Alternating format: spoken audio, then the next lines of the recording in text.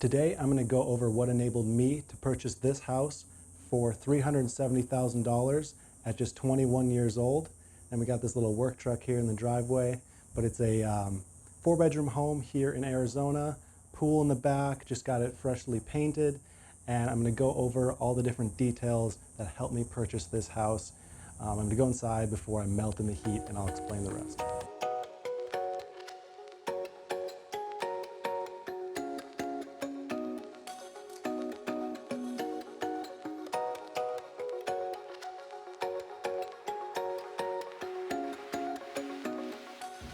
All right, so I'm back inside and ready to go over the details.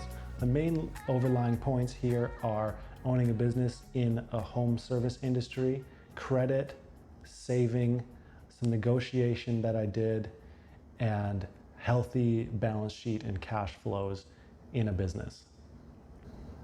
Now to the first one, working in a service industry business. And what I mean by that is a home service business. So I currently own a pool cleaning and servicing business and a nationwide moving company in which we do household and commercial moving. And the reason why I say this is because I think that there's a huge opportunity in this space to earn money, and that's why I'm pointing this out specifically as a reason why I was able to purchase this house, because by working in these home service industries, you have a competitive advantage right now. There's all these businesses who are focusing on online only, and that leaves this huge gap of local, nitty-gritty, kind of not so glamorous businesses that aren't getting the attention from these young entrepreneurs or businesses, and it's leaving an opportunity for all of us. If you call around service businesses, you're likely going to find out that no matter the work that you're trying to get done, it's really hard to get people to come and do work right now because they're all so busy. I've heard the story countless times. I just recently had someone tell me that they had to wait 6 weeks to have someone put a fence up in their yard because everyone they called was completely booked for literally months. Imagine that, 6 weeks to put up a fence. And how hard would it be to start a company that puts up fences? Like, there's so much opportunity out there right now locally.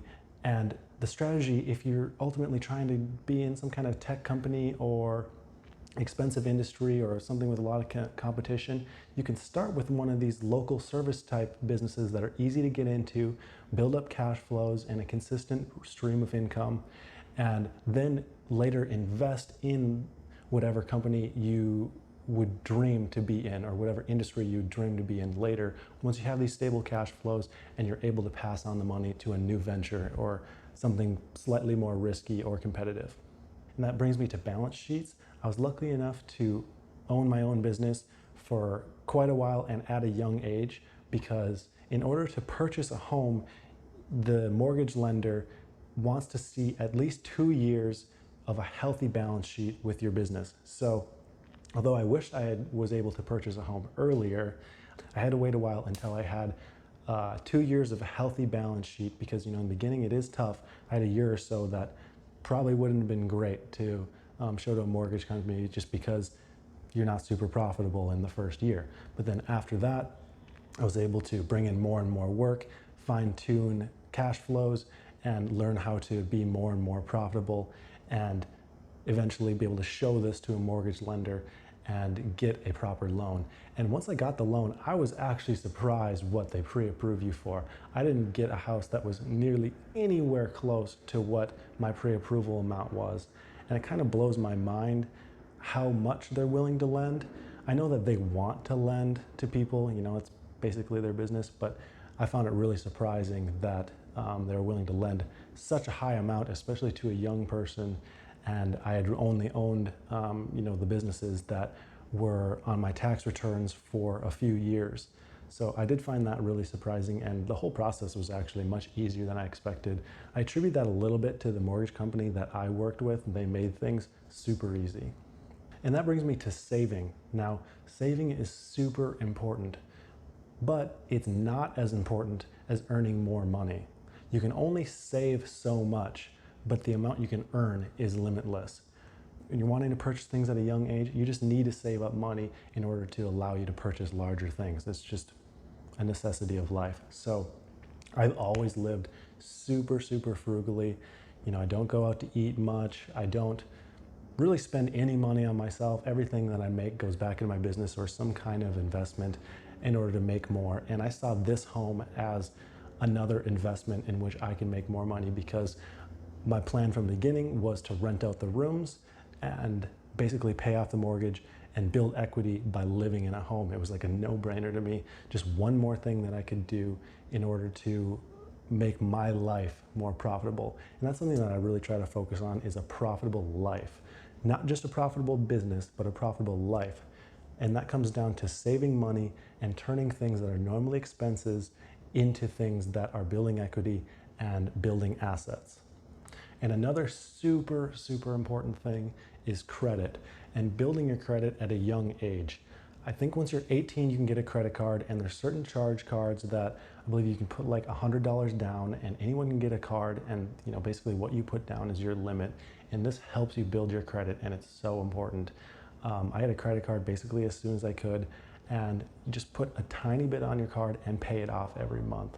And that's key. Don't go wild with this credit card. Just put, even if it's $25 a month, pay it off completely. Start doing that at a young age, and your credit score will be really high once you're at the point where you can think about purchasing a house.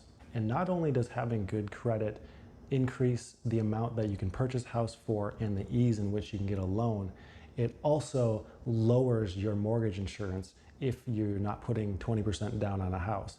Now, if you put anything less than 20% down on your home, you have to have mortgage insurance. And the difference between what you pay with poor credit and good credit on mortgage insurance, it's huge. It could literally be hundreds of dollars a month difference just because of your credit score. So it's really important to be smart with that and start building it today.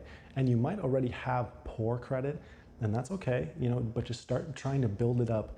And if you have some outstanding debt, work on paying that off before you do anything else, because you're not going to want to pay that 18% interest rate. You're just not going to get ahead if that's constantly bogging you down. So take care of that first if you have that debt, and just start building it today. It can be built back up.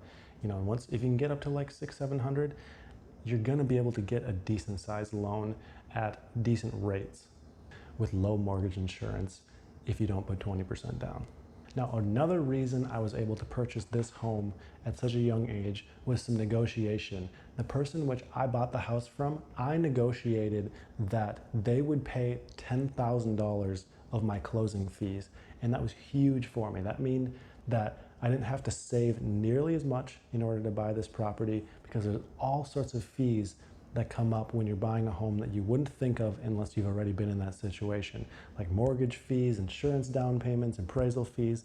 There's so many things that just pop up that are a bit overwhelming. So by saving $10,000 on that, I was able to do this with much more ease to my bank account and not have to worry about coughing up another 10 grand and putting that into it immediately. And ultimately, there's no big secret why I was able to purchase this. There's some little tactics that I use, but mostly it was just long-term thinking and planning and understanding that if I was able to purchase this, it would better me even more in the long term, because I'd be able to rent out rooms, earn equity, and instead of just paying rent and giving someone else money, I would actually be building up an asset. And that was something that was super important to me. So it's always important to think 5, 10, 20 years down the road. What can I do today in order to benefit the future me? And that's what I'm constantly trying to think about and trying to act for my future self, not just for my current self. Foregoing some little short-term pleasures for long-term goals. I'd like to thank you for watching. And if you like this kind of video, please let me know if you like me talking about this topic, or if you have any other specific questions, leave a comment below. I check the comments, or send me an email. And if it's something that I have any knowledge about, I will address it. If it's not something that I know anything about, I'll just say I don't know, or maybe try and direct you to a resource that might know the answer. But either way, I'd like to thank you for watching, and I hope you have a profitable day.